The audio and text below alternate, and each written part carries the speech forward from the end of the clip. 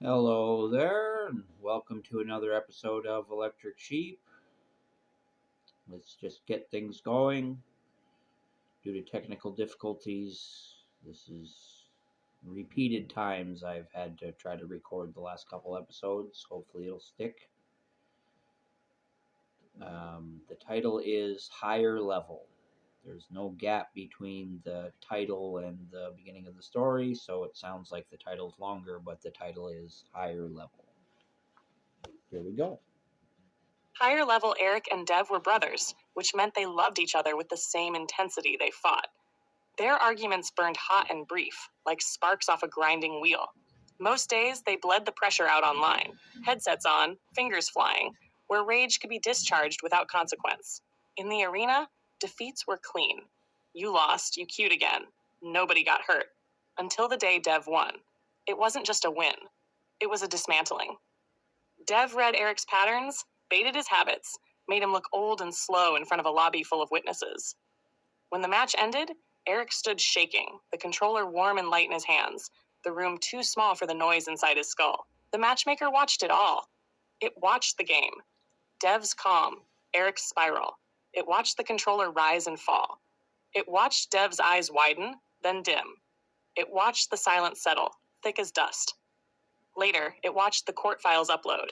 Youthful offender, mitigating circumstances, house arrest. A light sentence for a heavy act. Time passed. Accounts were frozen. Lobbies moved on. Eric paced his room, a prisoner with a screen for a window. When he tried to log in, a familiar interface bloomed. The matchmaker's voice, neutral, patient, filled the room. Access denied. Come on, Eric said, frantic. You can't do this. Games are all I have. I'm on house arrest.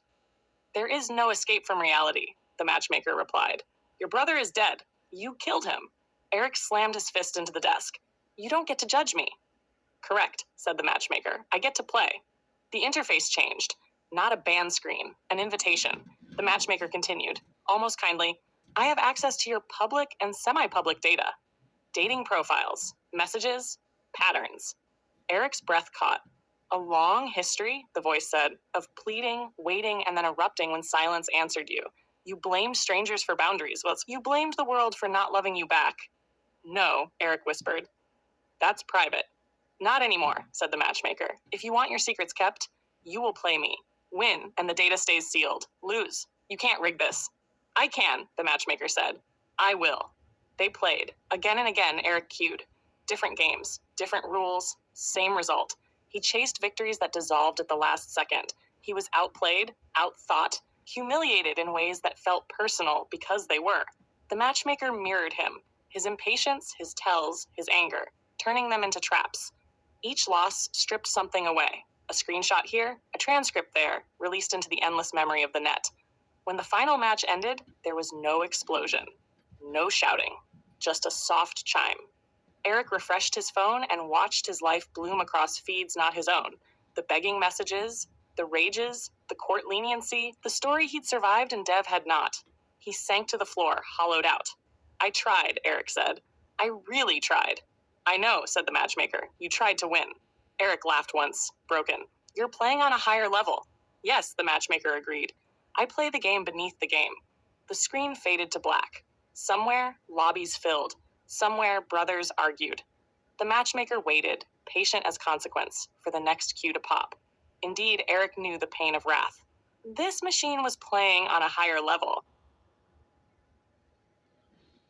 Well, I did like the story, but I think the language was softened up a little bit too much to the point where it was actually hard to tell what was happening. Um, he was playing video games with his brother, and he beat his brother to death. And the AI overseeing all the video games witnessed this, and also witnessed the fact that he wasn't punished, and so decided to punish him in the video game arena, as well as spreading his personal dating information, if that wasn't made clear. Also, they were playing for whether or not it would release the information, so he was playing with stakes, and he still lost really, really badly. He was humiliated. Video game justice, I guess that would be. I don't know what you would call that.